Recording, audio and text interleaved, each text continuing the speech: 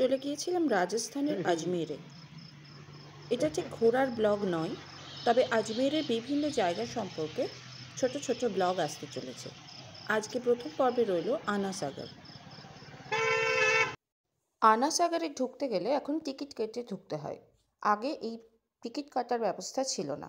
25 টাকা করে লাগে মাথা পিছু। সকালবেলাতেই কাউন্টার খুলে যায়, কারণ অনেকেই এখানে মর্নিং ওয়াক করতে আসে।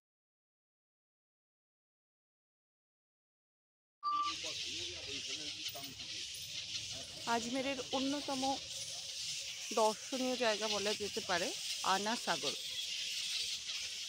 ভোরবেলায় এখানে হাঁটতে আসা শরীর ও মন দুটোর পক্ষেই ভীষণ উপযোগী। এখানে আসলে শহর থেকে দূরে থাকার অনুভূতি হবে। এত পাখির আওয়াজ, আমার কথা না শুনে তাই পাখির আওয়াজ শোনাতে বেটার।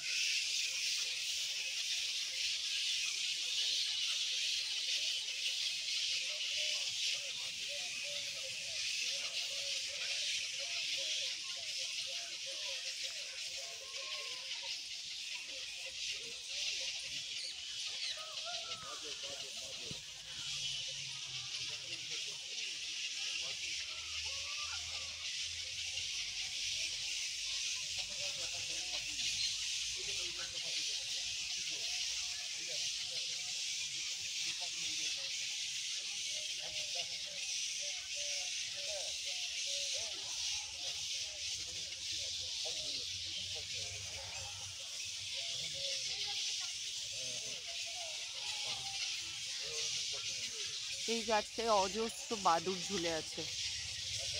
দেখাতে পারবো না কি জানি না, লেটস ট্রাই।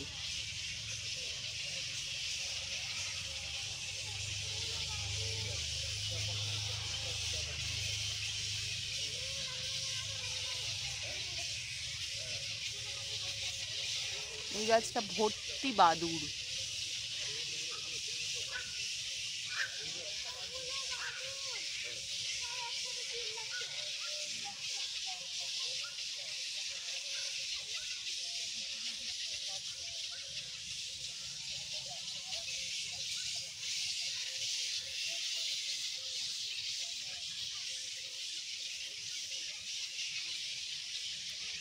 এই হলো আনাসাগরের পার্ক। এখানে এসে সকাল বিকেল যে কোনো সময় বসে একটু শান্তি পাওয়া যেতে পারে।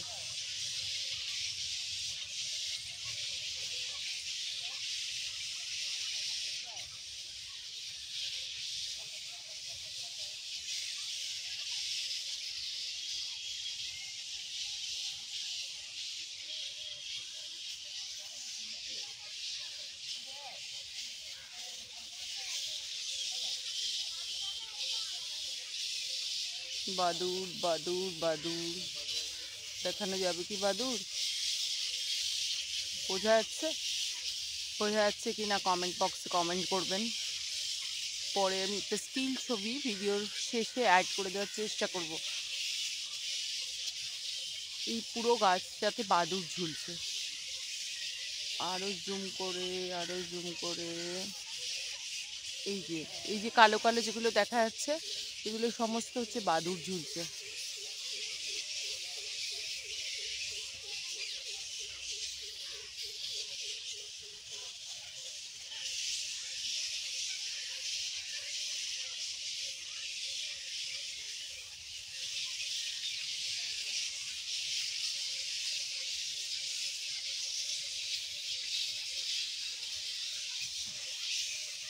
ও, পাখির কি আওয়াজ! না,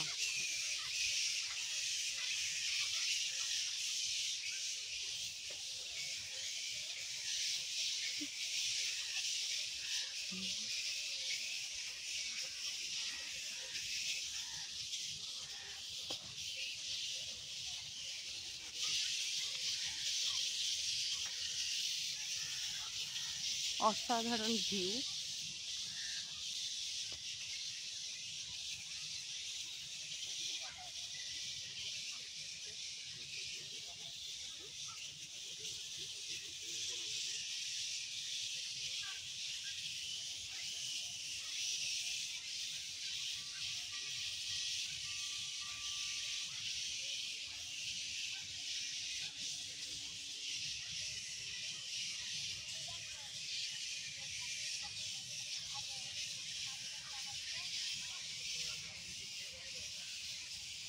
দিনের শুরুটা এরকম একটা জায়গা থেকে হলে মন ভালো হতে বাধ্য। তাই আজমেরে এসে পুণ্যি লাভ করতে দরগায় যেমন যাওয়া সবাই মনে করে একদম জরুরি, শান্তি লাভ করার জন্য একদিন অন্তত সকালবেলাতে এই আনা সাগরে আসাটাও ভীষণ জরুরি।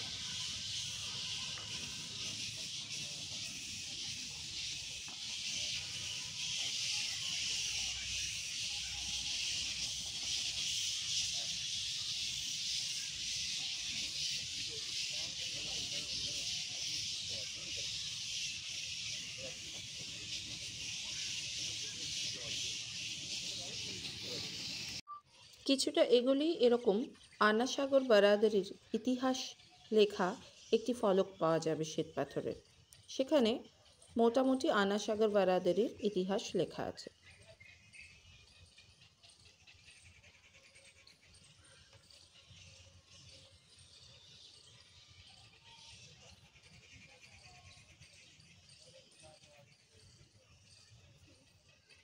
এটা আজমের শহরে অবস্থিত একটি কৃত্রিম হ্রদ। 1335 থেকে 1350 খ্রিস্টাব্দের মধ্যে পৃথ্বীরাজ চৌহানের দাদু অর্ণ রাজা এটা নির্মাণ করেছিলেন, আর তার নাম অনুসারেই এটার নাম হয়েছে আনা সাগর। লুনি নদীতে বাঁধ দিয়ে অভ্যন্তরীণ জলের চাহিদা মেটানোর জন্য এই হ্রদটা তৈরি করা হয়েছিল। আর এর ইতিহাসটা কি? এই নির্মাণগুলো দেখলে কিছুটা আন্দাজ করা যেতে পারে। মুঘল সম্রাট জাহাঙ্গীর আনা সাগরের তীরে দৌলতবাগ নামে একটি সবুজ উদ্যান তৈরি করেন। এই সেই সবুজ উদ্যান, ওদিকে সূর্য উঠছে। এবং 1637 সালে সম্রাট শাহজাহান এই শ্বেত পাথরের তৈরি 5টি পাকা প্যাভিলিয়ন তৈরি করেন। এখানে দেখা যাবে যেগুলো এই দেখতে পাওয়া যাচ্ছে প্যাভিলিয়নগুলো, এই শ্বেত পাথরের সঙ্গে শাহজাহানের একটা বিশেষ সম্পর্ক আছে। শাহজাহান মানেই শ্বেত পাথর, আর এগুলো সবই হচ্ছে মুঘল কারুকাজ। আনা সাগর বা লেকের পেছনে কিছু অলৌকিক ঘটনাও রয়েছে।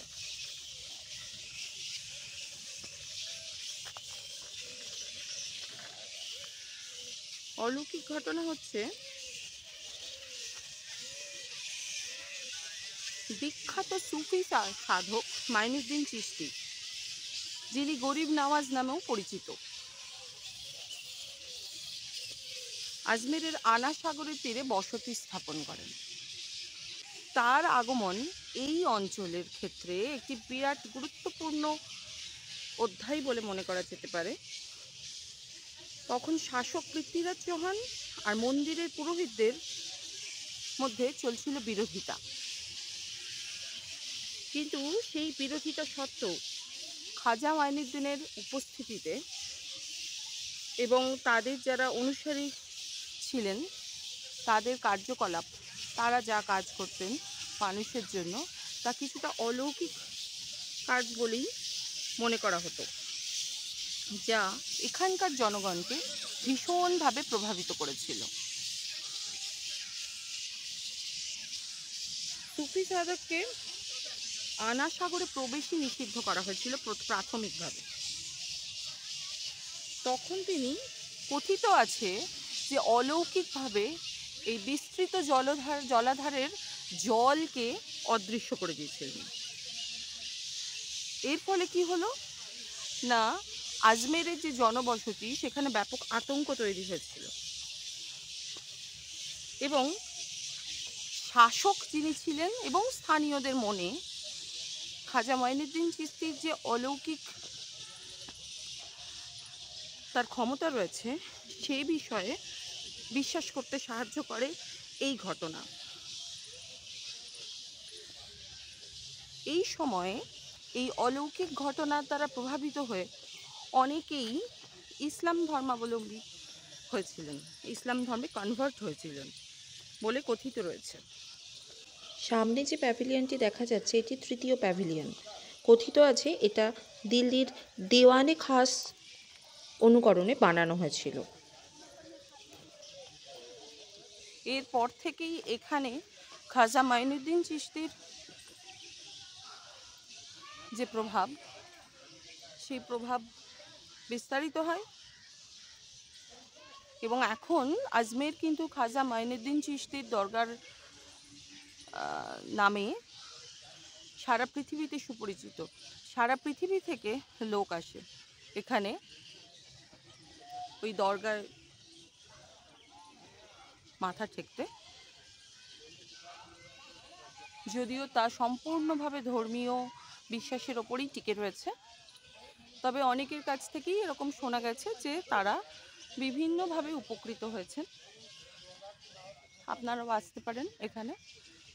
তবে বারবার একটাই কথা বলবো, এখানে আসলে দরগা যেমন একটি দেখার জায়গা বা অলৌকিক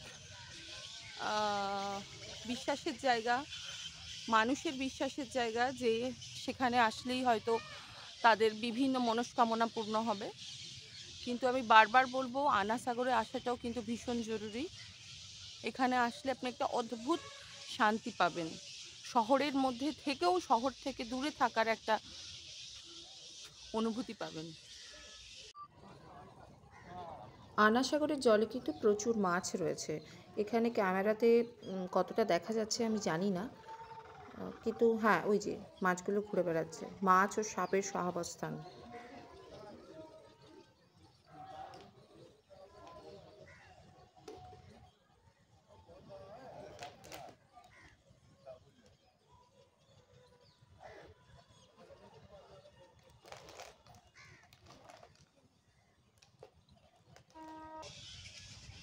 যাক, এখানে অনেকেই, আমি সকালবেলাতে এসেই দেখছি যেখানে অনেকেই প্রাণায়াম করছেন, যোগা করছেন।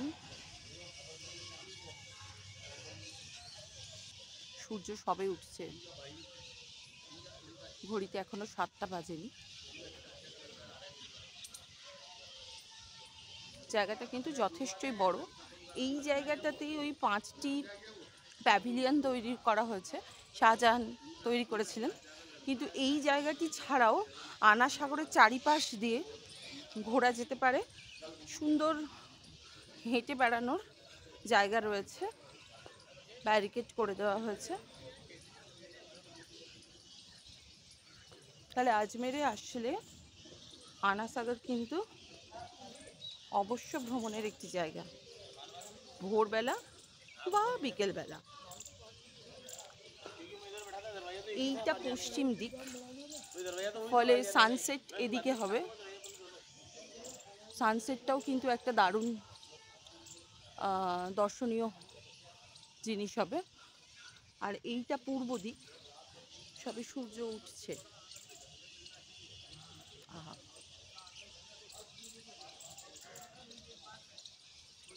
এখানেই শেষ করলাম আনা সাগরের ভিডিও। আমি এবার নিজে একটু ঘুরে দেখি। টাটা।